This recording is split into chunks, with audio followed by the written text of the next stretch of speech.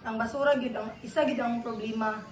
Labi na inani nga gamay ra kayo ang bangag sa kanang ang gurnal man na siya no then padulong sa Pulangi.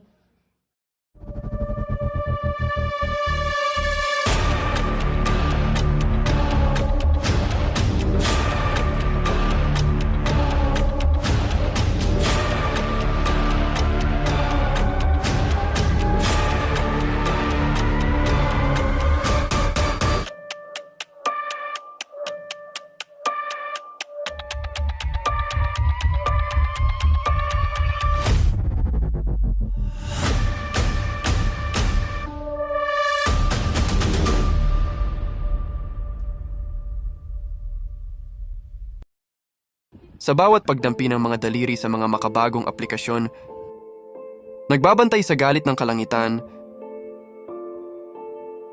sa bawat paglaya ng mga teknolohiyang nagmamatyag na ating nakikita sa ilog at kabundukan, at sa bawat imahe mula sa kalangitan, isinasalaysay ng teknolohiya ang ating laban sa kalikasan.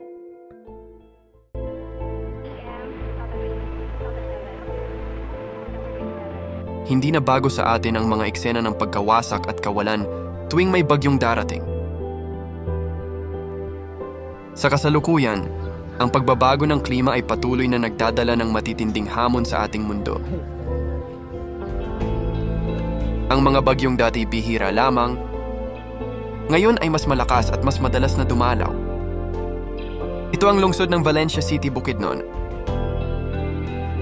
Isang progresibong lugar sa gitna ng mabilis na modernisasyon.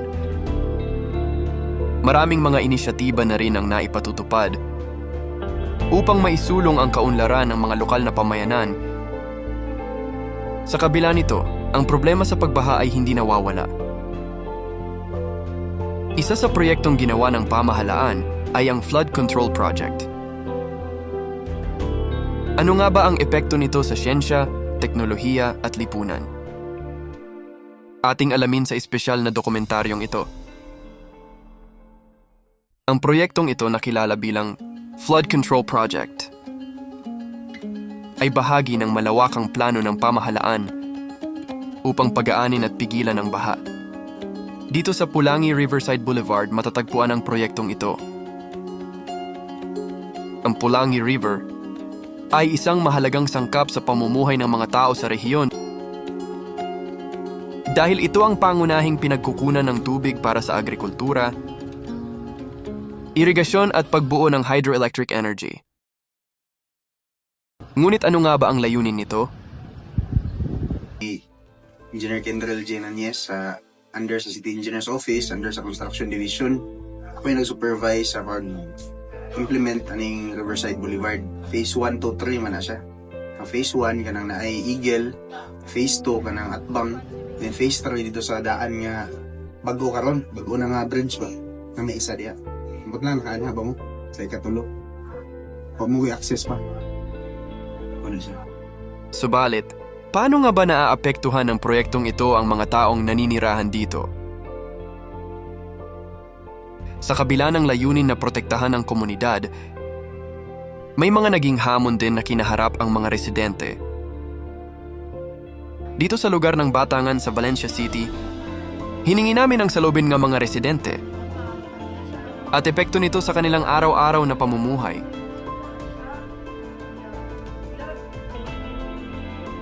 Para sa ako, dapat kayo tabang sa mga katauhan na tagaan o project diri kay ito kay tabang sa mga tao nga naay gipangbati mga arthritis kung kay sila mag-walking diri makalanghap og hangin nga mga pre then wag manggaan ilang mga paminaw sa ilang kuan sa ilang mga kauglingon nga maka-walking nga para sa mga high blood, okay tayo sila. So, yung buntay sa tanan, sa akong nabati sa una or sa karon, mas nindot karon kay ang pagsulod sa baha, pag naibaha, kanang digid ma-control. Pero pag butang sa flood control, murag ka minimize na ito ang pagsulod sa baha. Murag open ta, kaya naman may kaso ko niya ba?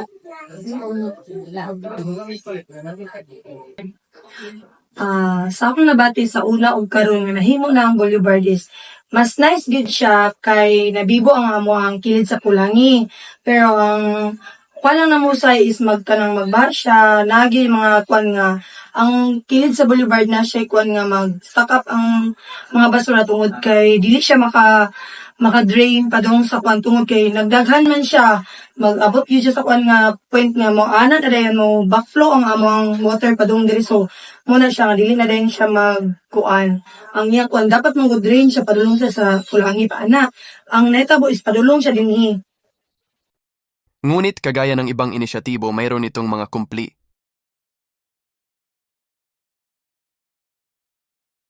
Mas okay gid unta siya pero naagid siya pero kung okay gid siya sa mga nalipay mi kay nga ano taas kay siya o kuan sa mga sa mua po dinhi kay ano mga negosyante na nadi na maligya sa gawas o nakuha na mo ang mga kuan nga pwede na mo siya panginabuhian sa kanang ina na wala gid siya problema.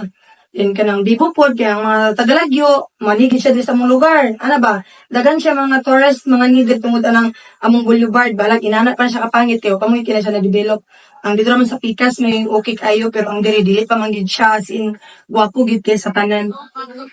So, pinakauna na mga top yung kanang nandun siya, positive siya sa mga. Kaya positive yung impact sa mga kay kabalong yung mong muna ng franchises para makontrol ang pagsulod sa baha ang pagsulod sa tubig diri sa Pulangi. Diri lang diri sa uban nga lugar nga ginabahan. Mas maipod mo ang ayaw inanak kay parang bikin sa kas ng katawan din.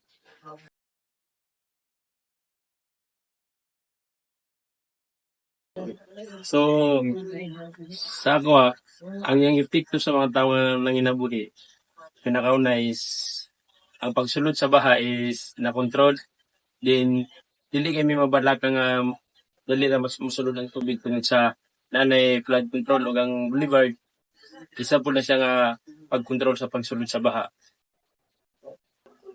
Kanang say kay naman gyapon sila marahan mga kuha pero sa among nabalaan dili gid siya dapat unta siya pa andra kay hugaw manggod siya.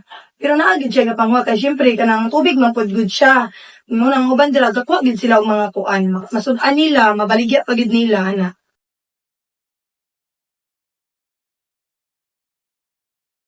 Oh, nabalaka gyapon ko kay tungod sa nay tendency nga if ever nga magbahang Pulangi, pwede diri gyapon siya maadto ang mga basura nga atigong. Nako kay mig kabalaka kay kanang usay manggod.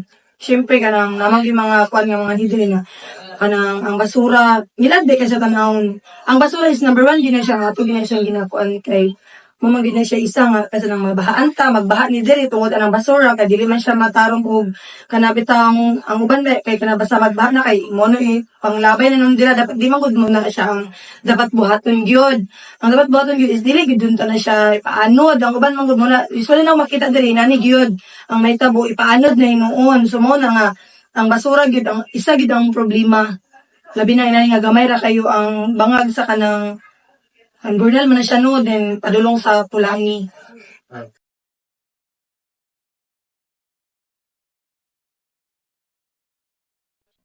So ako ka-suggest nga mo maintain lang ang tighinlo anak.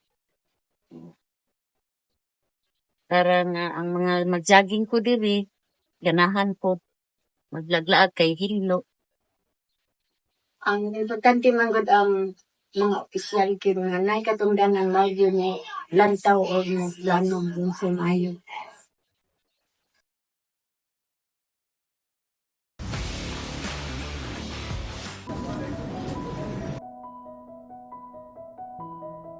Riverside Boulevard kay kuha na siya kaning recreational activities mintan stress na ta sa work sa klase niya kuha po na siya kining jogginganan kaya ang design ginana niya na ay jogging lane o bike lane then pedestrian nga maka-unwind ka ba kaya bitang sa kuan takit sa Eagle yun na siya. Kuan. Kining nanamtay daan nga dike. Ang Riverside Boulevard kay nagbutang tag slow protection ni panana. So mas kung naibaha dili bitaw maditso og ka sudlan ang ato ang city or sa Batangan nga side. Then kuan ta diha plantag mga golden shower, mga kabantay mo greener siya. Medyo na siya yung mga plants ba nang wala mo gi butang pure gid siya nga infrastructure. Nagbutang sa mga with coordination isa sa ato ang city environmental sentro sa city na ang mga plants diha unsay pantanomon.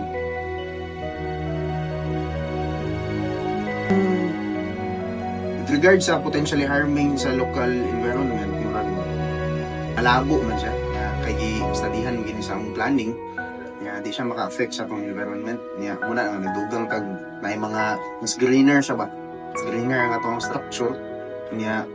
Kuha ni siya project benefiting ning mas healthier nga to ang kuander kay nanamatay jaginganan, mas safer na sa kaysa sa kung sa highway ta mo jogging diha nang secure siya ba, mas secure siya sa mga accident possibly. Kuan benefit the local community kanang as per karon wala pang gina siya na plastar pambutangan mo na siya mga stalls bitaw nga kanang baligyanan niya maka-boost siya sa economy sa mga kuan sa mga local nga mga katawhanan sa duol niya makakuan pod kanang makadugang sa ilahang pangadlaw-adlaw ba kay makahatag mo sila negosyo sa ilaha. Ang sa ongoing pa niyang project ang ato ang issues kinani kay road right of way kana bitang ginegotiate pa nato ang tag-iya ng ayuta. Kaya naman gina sa road ni river allowance, yan ang lapas man ta sa road allowance, kaya na protection nakabutang, mutungot siya isa sa challenges nga pag-negotiate sa tag-iya, sa ato ang project, then sa environment, kuhan gina sa diha, kanang sagbutan rin niya sa una, karon atong gi-develop, at least, kuhan na siya, kanang nabalik rin po niya pagka-green. Kuhan gid siya, ni-fit gid siya sa ato ang local and regional development kay ang sa amoa sa city kay naman may 234 meters man na siya atong boulevard. Si DPWH nga region man siguro na dugang sila. So ni-fit gid siya kay nakita nila ang ato ang development munang ilang gidugangan. Munang mas nitaas-taas atong boulevard then regarding sa environmental protection dugang siya nga kuan support sa ato ang river protection and sustainable growth kuan kaning ato ang economy please mo-boost kay na yung mga tourist nga manganhi tungod sa ato ang tourist attraction matawag mo na ito ni tourist attraction sa dato ang structure niya.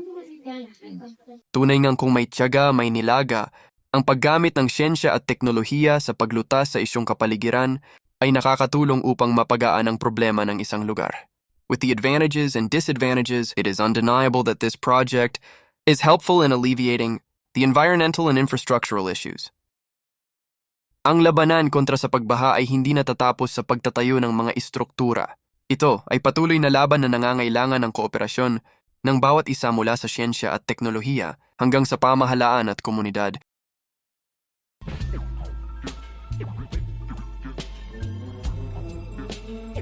Can we talk about us like we care about us? Can we talk about us like we care about us?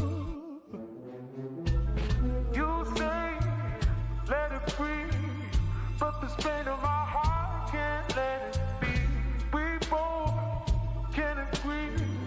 Tell me what is the point of nothing burns like the cold days.